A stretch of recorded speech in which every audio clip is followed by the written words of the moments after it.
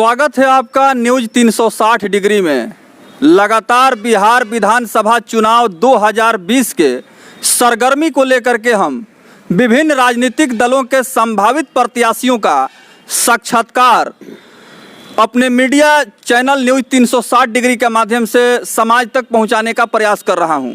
आज इसी बीच गोरियाकोठी विधानसभा से विधानसभा चुनाव 2020 में आम आदमी पार्टी के टिकट पर चुनाव मैदान में संभावित उम्मीदवार विनय कुमार भारद्वाज उर्फ गुड्डू सिंह से रूबरू हो रहे हैं और गोरियाकोठी विधानसभा के समस्त क्षेत्रों में जनसंपर्क अभियान विनय कुमार भारद्वाज उर्फ गुड्डू सिंह का लगातार जारी है। किस तरह का रिस्पांस मिल रहा है, जनसंपर्क अभियान में लोगों की किस तरह की प्रतिक्रिया सामने आ रही है, इस विषय में हम इनसे जानते हैं। सबसे पहले तो हमारे चैनल में सर आपका बहुत बहुत स्वागत है। धन्यवाद। और न्यूज 360 के सभी व्यूअर्स को इस फौजी का एक छोटा सा सलाम है। आप मेरे पास ये दूसरी बार आए हैं, मुझे याद है अच्छी तरह। और मैं तब शुरुआत किया था, मैं उस समय भी अपना प्रचार प्रसार कर रहा था कि मैं चुनावी मैदान में हूँ। अभी ये दौर कुछ आगे चला आया है और इस समय जब हम जा रहे हैं तो जनता से जो हमें हमारे इस चुनाव में आम आदमी पार्टी और उसके प्रति जो कुछ भी मिल रहा है वो बिल्कुल सकारात्मक मिल रहा है। अर्थात हर कोई परिवर्तन चाहता है और इस परिवर्तन की इस दौर में मैं उनके पास एक विकल्प के रूप में हूँ। बिल्कुल ब्रांडेड नया हूँ, फौजी हूँ और मेरे पास वो हर टैग उनको दिख रहा है। बस मैं जा रहा हूँ उनके पास केवल इस मुद्दे से कि यहाँ विकास कब होगा और विकास क्यों नहीं हुआ है। यही दो मेरे जनता से सवाल हो रहे हैं कि आपने जिसको चुना उन्होंने आपके लिए क्या किया, और यदि नहीं किया तो दोबारा आ रहा है तो पूछिए कब करेगा। मैं भी आ रहा हूँ, आप यदि मेरे को चुनने जा रहे हैं तो मेरे से पूछिए कि आप ये काम कब करेंगे। बस यही है और बड़ा ही सकारात्मक है। जो पहली बार मेरी शुरुआत थी उस समय मुझे भी लग रहा था कि नहीं, ये चुनाव बहुत बड़ी चीज़ है यार, बहुत पैसे चाहिए, इसमें धन की बहुत आवश्यकता है। इसमें धन की आवश्यकता नहीं है, इसमें धन जो अथाह खर्च कर रहे हैं मतलब वो राजा हैं और राजतंत्र लाना चाह रहे हैं, मैं यही कहूँगा। और प्रजातंत्र में हम प्रजा और जनता से ही कहेंगे कि हम भी जनता हैं, आप ही की तरह हैं। हम आप ही के पास से आए हैं और आपके नेता हैं, तो आप हमें अपना नेता बनाइए, हम नेतृत्व देंगे। युवाओं को हम नेतृत्व दे रहे हैं, किसानों को दे रहे हैं, मजदूरों को दे रहे हैं, सभी को हम नेतृत्व दे रहे हैं और उनके साथ हैं। बस कुछ ही दिनों की बात है। कर्मण्य अधिकार से मा फलेषु कदाचन। हम अपने व्यूअर्स को बतला दें कि गोरियाकोठी विधानसभा से लगातार राजनीतिक दलों के टिकट पर बहुत सारे प्रत्याशियों ने चुनाव के मैदान में ताल ठोका। रिटायरमेंट के बाद जब भारतीय वायुसेना से इंडियन एयरफोर्स से विनय कुमार भारद्वाज रिटायर हुए तो इन्होंने देखा कि इस क्षेत्र में अराजक स्थिति है, जन असंतोष का भाव है। जनप्रतिनिधियों के द्वारा जनता के समस्याओं के निवारण समाधान हेतु जो सकारात्मक प्रयास होना चाहिए वो प्रयास बिल्कुल नहीं हो रहा है। सिर्फ जनता जनार्दन को सब्जबाग दिखाया जा रहा है, जात पात धर्म मजहब के नाम पर बांटा जा रहा है। विकास के मुद्दे पर कभी भी गोरियाकोठी विधानसभा में चुनाव नहीं हुआ। ऐसा लगता है कि विनय कुमार भारद्वाज गुड्डू सिंह से चुनाव मैदान में आने के बाद यहाँ मुकाबला काफ़ी दिलचस्प होने वाला है, क्योंकि इन्होंने एक संदेश दे दिया है गोरियाकोठी विधानसभा क्षेत्र के समस्त गांवों में, इलाकों में कि आप जात पात धर्म मजहब से ऊपर उठ करके अपने मताधिकार का प्रयोग करें। एक ऐसे जनप्रतिनिधि को विधानसभा भेजें जो आपके क्षेत्र का सर्वांगीण विकास कर सके। दूसरा साक्षात्कार हम ले रहे हैं और जिस तरह से प्रतिक्रिया प्राप्त हो रही है, आइए जानते हैं कि अगर विनय कुमार भारद्वाज गुड्डू सिंह को इस बार गोरियाकोठी विधानसभा के सम्मानित जनता ने मौका दिया तो इस बिगड़े हुए व्यवस्था को कैसे सुधारेंगे। देखिए, व्यवस्था कोई जो बिगड़ती है ना, वो व्यवस्था जो संचालक होता है या जो व्यवस्थापक होता है उसके कारण बिगड़ती है। आपने देखा होगा कहीं कोई बारात आती है या कहीं कुछ खिलाने का प्रोग्राम होता है तो वहाँ जो भी गड़बड़ी होती है वो खिलाने वालों के कारण नहीं होती है, जो कार्यकर्ता होते हैं उनके कारण नहीं होती है, व्यवस्थापक के कारण होती है। मैं यहाँ व्यवस्थापक के रूप में रोल अदा करूँगा अगर मैं यहाँ विधायक हो गया तो यहाँ की विधि व्यवस्था सबसे पहले उसको चुस्त और दुरुस्त करना होगा। यहाँ प्रशासनिक जितने अनुभाग हैं, आप कन्हौली बाज़ार पर अगर आपको टॉयलेट जाना हो तो कोई जगह नहीं आपको मिलेगा, खेतों में जाना होगा, भागना होगा। कन्हौली तो छोड़ दीजिए, यह मेरा घर है इसलिए बार बार जुबा पे नाम आ जाता है। बसंतपुर में अगर महिलाएं रोज़ बाजार करने के लिए जा रही है और उनको अगर वहाँ टॉयलेट लग जाए तो कोई उपाय नहीं है। प्रखंड विकास पदाधिकारी आखिर प्रखंड में वो कौन कौन सा विकास कर रहे हैं? मैंने तो कभी देखा ही नहीं कि कोई विकास हुआ हो। जिस विद्यालय में मैं पढ़ा हूँ हाई स्कूल में, वहाँ जो बिल्डिंग बन रही थी मेरे समय से ही बन रही थी और वो बना, और कितने प्रखंड विकास पदाधिकारी कितने तनख्वाह लेकर के चले गए। कोई हॉस्पिटल नहीं बन रहा है, कोई म्यूजिक कंसर्ट नहीं बन रहा है, कोई कम्युनिटी हॉल नहीं बन रहा है। यहाँ तक कि जो कुछ बन भी रहा है उसकी जगह का चुनाव ऐसा हो रहा है, पंचायत भवन जैसे जगह ऐसे जगह बनाए जा रहे हैं जहाँ पर कि जाना ही संभव नहीं हो। सरकारी जगह बहुत जगह है, ये सब कुछ हो नहीं रहा है। तो मेरा ये कहना है कि किस जगह पर क्या होना चाहिए उसको सुव्यवस्थित कर दिया जाए, वहीं से विकास उत्पन्न हो जाता है। आप अपने घर में कुछ सामान रखे रहिए तितर बितर, उसी सामान को एकत्रित कर दीजिए, दृश्य बदल जाता है। तो यहाँ अब जो है व्यवस्थापक चाहिए और व्यवस्था में परिवर्तन जब हो जाएगा तो व्यवस्थापक अपने आप दूसरा आ जाएगा। पूरे बिहार प्रदेश में बेरोजगारी सबसे बड़ा ज्वलंत मुद्दा बना हुआ है। बहुत सारे मैट्रिक, इंटर और ग्रेजुएशन किए हुए नौजवान स्टूडेंट्स जो नौजवान हैं, बेरोजगार हैं, रोजी रोजगार के तलाश में दर दर का ठोकर खा रहे हैं। 15 वर्षों का जनता ने मौका दिया नीतीश कुमार को और रोजगार के मामले में यह सरकार कहां तक धरातल पर सफल हो पाई है। विनय कुमार भारद्वाज उर्फ गुड्डू सिंह से जानते हैं, चूंकि आम आदमी पार्टी के संभावित उम्मीदवार हैं और अरविंद केजरीवाल दिल्ली के मुख्यमंत्री को आदर्श मानते हैं। उनके पद चिन्हों पर चलते हुए उनके प्रेरणा से आगे बढ़ रहे हैं। रोजगार के मामले में क्या कहेंगे? बहुत बड़ा मुद्दा है। देखिए, रोजगार के मामले में अभी कुछ दिन पहले तेजस्वी जी ने कहा था कि रोजगार यहाँ नहीं है। क्या होगा, कैसा रोजगार होगा? यहाँ रोजगार कहाँ से होगा? यहाँ रोजगार नहीं होगा इसलिए कि इनकी चाहत नहीं है। मेरे पास कोई खनिज संपदा नहीं है, जमीन तो है, खेती कर रहे हैं, हम गाय पालन कर सकते हैं, गौ पालन कर सकते हैं, दुग्ध उत्पादन कर सकते हैं। प्रत्येक पंचायत में सरकारी अपना ये गौशाला खोल सकते हैं जिसमें कि यहाँ रोजगार मिलेगा। पढ़े लिखे दूध की क्वालिटी चेक करेंगे, क्वांटिटी उसकी डिस्पैच करेंगे। ये उसका उत्पादन जब होगा तो हम इसका व्यापार दूसरे राज्य में, फिर ऐसे ही चलते चलते दूसरे देशों में ये जा सकता है। और दूध ऐसा है जिसको हम प्रिजर्व कर सकते हैं, खराब नहीं हो सकता है। हम अपने देश के जीडीपी में किसानों की भागीदारी को डायरेक्ट और प्रत्यक्ष रूप से ला सकते हैं। खेती कर रहे हैं, उससे उपज हो रही है, जो भूसा होगा, जो बाकी उसके जो अन्य जानवरों के खाने के चीज़ होंगे वो सब होंगे। गौपालन होगा तो यहाँ पर वेटनरी डॉक्टर होंगे। मेरे ब्लॉक में कोई वेटनरी डॉक्टर नहीं है और यहाँ इतने पशुएं हैं, लेकिन हर गांव में कोई ना कोई प्राइवेट पशु चिकित्सक है। मनमाना दाम लेते हैं और इलाज भगवान भरोसे करते हैं। कोई पढ़ा लिखा हुआ है नहीं, सब किसी डॉक्टर के पास रहा और प्रैक्टिस शुरू कर दिया, उसी के भरोसे पशु भी जी रहे हैं।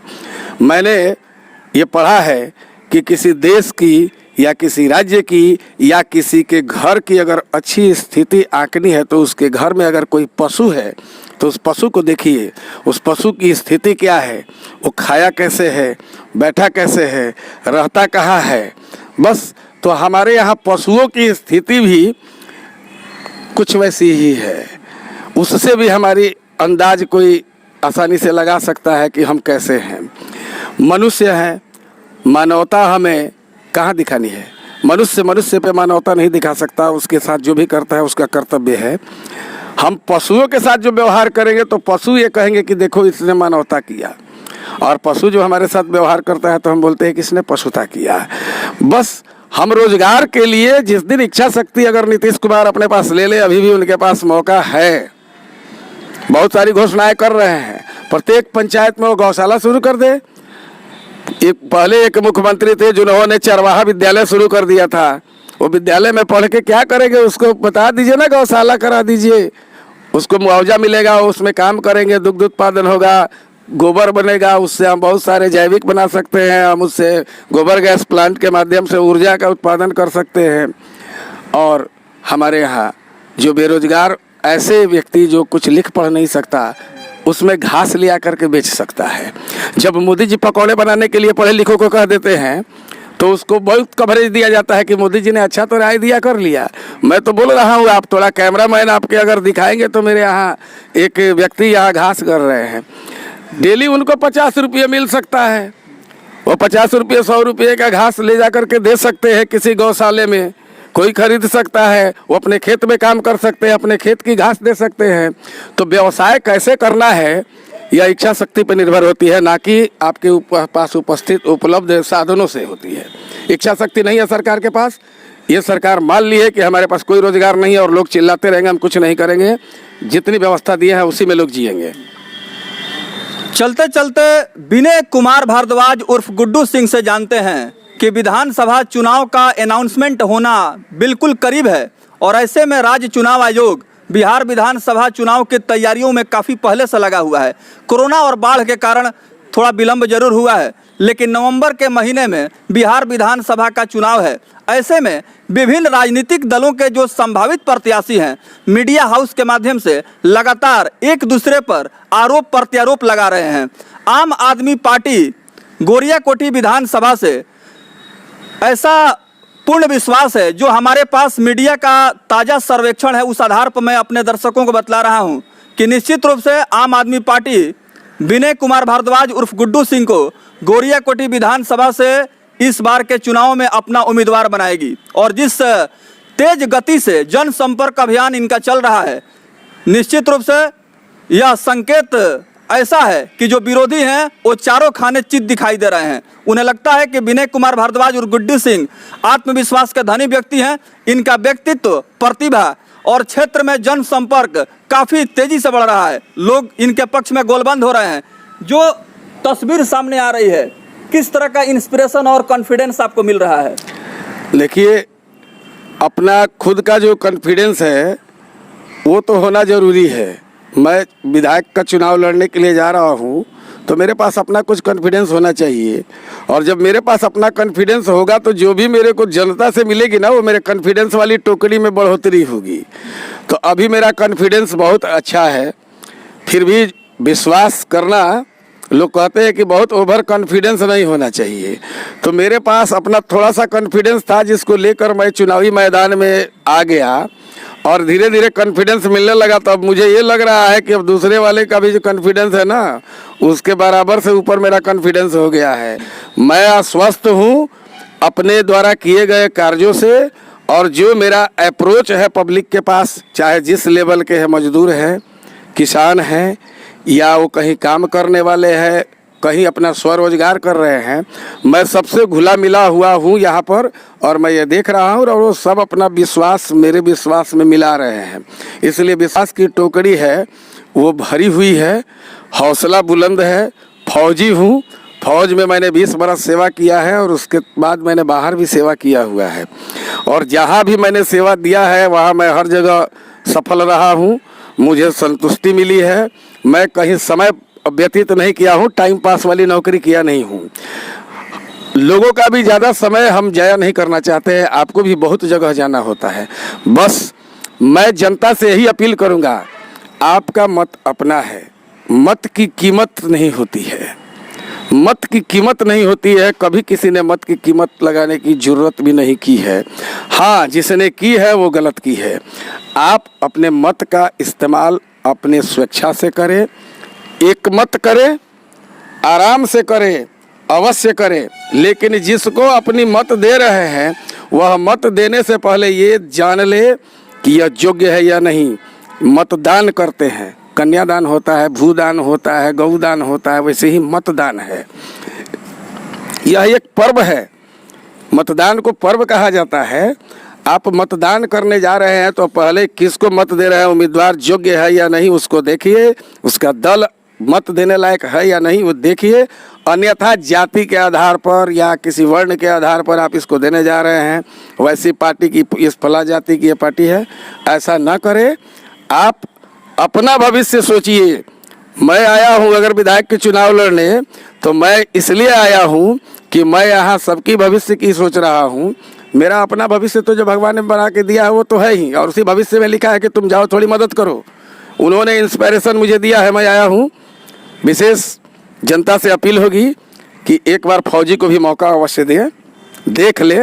अभी तक तो आप लोगों ने नेताओं को ही देखा है जो कुर्ता पजामा पहन के ही आते हैं। एक बार थोड़ा फौजी जो बेल्ट जूता मोजा टोपी पहन करके बॉर्डर पे काम करता है, बर्फीली हवाओं में, पहाड़ों पे, रेगिस्तान में, समुद्र में, हर जगह वैसी जगह जहाँ पर कि स्ट्राइक करके आ जा रहे हैं, उसमें से मैं आया हूँ। पहले मैं देश के लिए मरने के लिए देश में गया था। लोग ऐसा कहते हैं, जो भी फौजी जाता है कि देश पर मर मिटने के लिए वो अपना तैयारी कर लेता है, लेकिन हम वहाँ गए तो थे, हमें वो मौका नहीं मिला। हो सकता है मुझे देश के लिए जीना हो।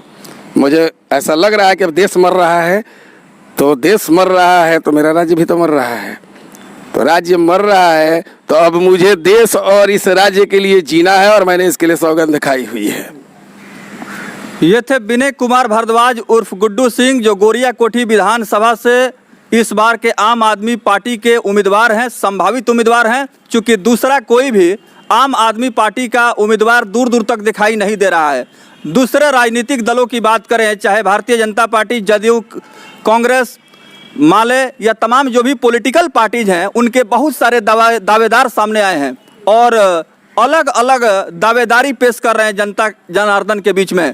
तो ऐसे में कहा जा सकता है कि आम आदमी पार्टी के प्रबल दावेदार हैं और लगातार आम आदमी पार्टी के संगठन पार्टी के नीतियों और सिद्धांतों को गोरिया कोठी विधानसभा क्षेत्र के मतदाता मालिकों के बीच में ये अपना संदेश पहुंचा रहे हैं। और लगातार मीडिया के माध्यम से भी जो खबरें आ रही हैं वो जनसंपर्क अभियान से जुड़ी हुई खबरें आ रही हैं। अंतिम प्रश्न हम इनसे पूछ लेते हैं, क्योंकि दूसरी बार इनका हम इंटरव्यू ले रहे हैं।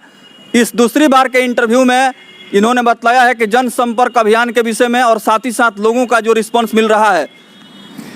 देखिए, जनसंपर्क अभियान तो चल रहा है और ये चुनाव के अंतिम घड़ी तक चलते ही रहेगा।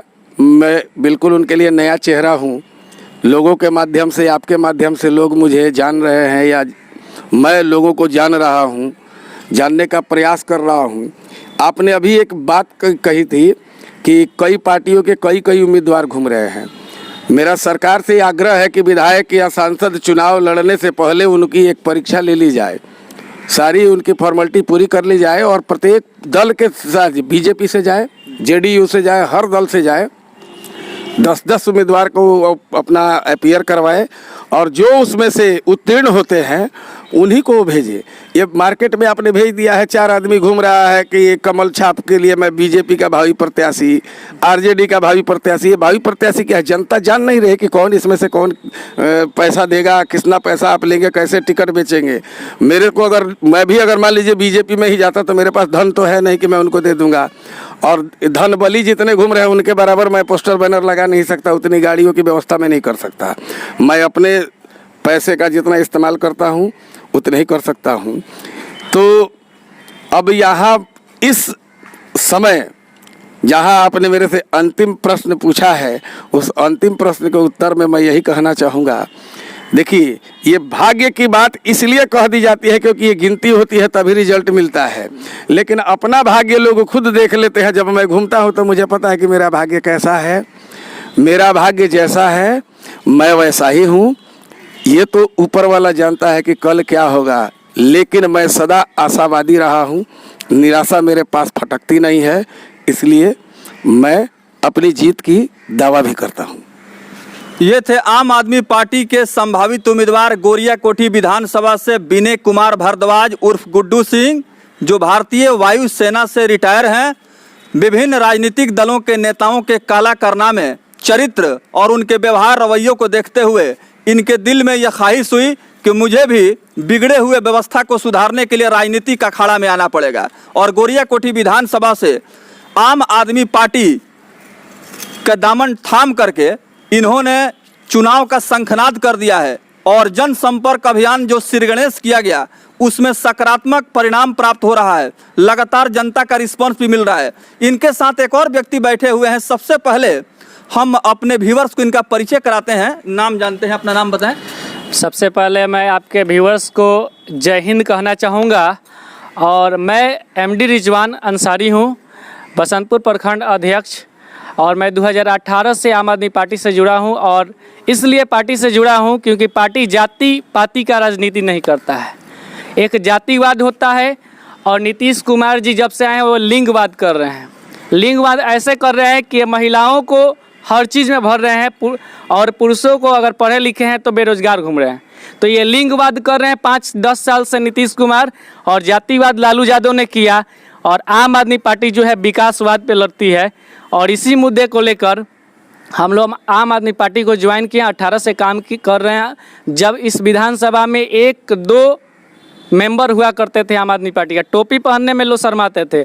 आज ये हसर है कि विपक्षी कोई नाको चने चबवा देंगे हम लोग आम आदमी पार्टी के कार्यकर्ता मिलके। और विनय कुमार भारद्वाज को हम लोग जिताने के लिए जितना हो सके उतना मेहनत करेंगे।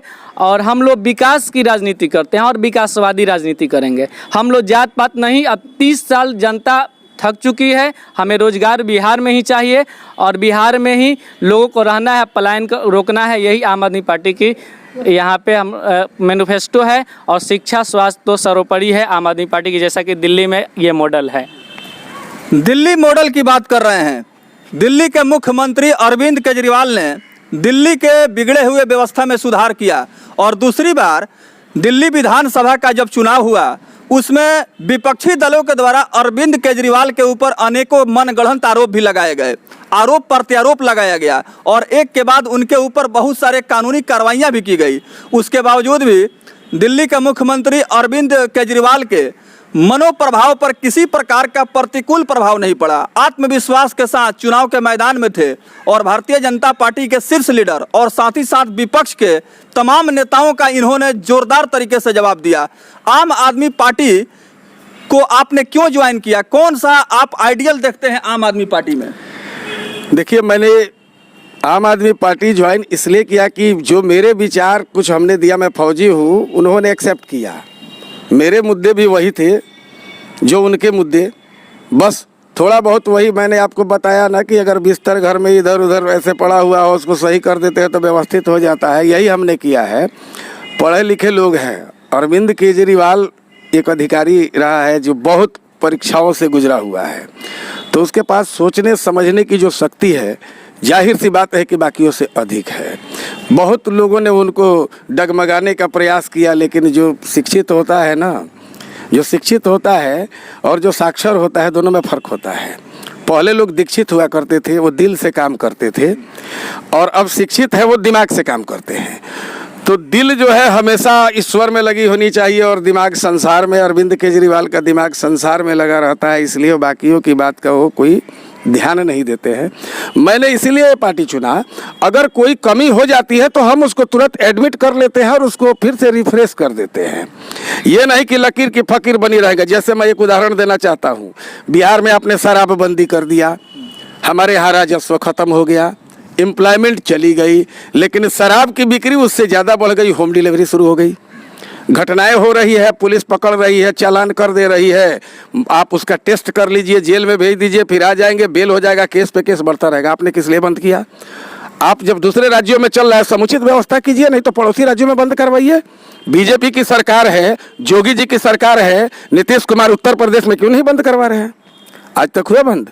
उत्तर प्रदेश से ट्रकें आ जा रही है, राजस्थान से चलती हुई ट्रक यहाँ आ जा रही है और गोपालगंज में पकड़ी जाती है। मतलब ये सब मिली भगत है, कैसे काला धन उपराजा जाए और चुनाव में लगाया जाए, यही सब है। तो अरविंद केजरीवाल के पास कुछ अपना दिमाग है, उनके पास कुछ पढ़े लिखे लोग हैं। देखिए, मैं बता रहा हूँ कि child is the father of man.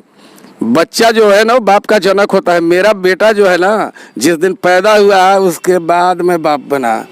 तो जो पीढ़ी आते जा रही है, पीछे आपने जो तस्वीर, ये मंदिर जो देखा है, मेरे पिताजी की है, मुझे फ़क्र है। और मेरे पिताजी को भी अभी वहाँ फ़क्र होगी कि मेरा बेटा है। मुझे मेरे बेटे पे फ़क्र होगी, तभी तो ये जनरेशन प्लस पॉइंट में जाएगा, पॉजिटिव डायरेक्शन में। तो अरविंद केजरीवाल की सोच ऐसी है। बहरहाल आम आदमी पार्टी में ज्वाइन किया हूँ, ये राजनीति है और राजनीति में मैं आया हूँ आम आदमी पार्टी के, मैं साथ हूँ, उसके विचारधारा से मैं सहमत हूँ, इसमें कोई शक नहीं है। अभी तक की जो विचारधारा उसकी है, ना मंदिर मस्जिद की कोई विचारधारा नहीं है। 1980 में बीजेपी का गठन हुआ, अभी राम मंदिर का निर्माण होने जा रहा है, सब कुछ भूमि पूजन कर दिया गया, इस पार्टी को तो डिजॉल्व हो जाना चाहिए। 1885 में जो पार्टी बनी है उसको मोदी जी के अनुसार खत्म हो जाना चाहिए। कांग्रेस बनी थी ना देश आज़ाद कराने के लिए, देश आज़ाद हो गया, कांग्रेस खत्म नहीं हुआ तो मोदी जी कहते हैं, दूसरे लोग कहते हैं। मैं मांग कर रहा हूँ कि बीजेपी को खत्म कीजिए। अभी कोई मंदिर मस्जिद नहीं चाहिए, आप प्रोग्रेस कब करेंगे? कब होगी प्रोग्रेस? जनता भी चाह रही है, लोग कहते हैं कि कब होगा विकास, पता नहीं कब होगा। आपको अगर पता हो तो आप बताएं, लेकिन मुझे नहीं पता है कि यहाँ विकास होगा।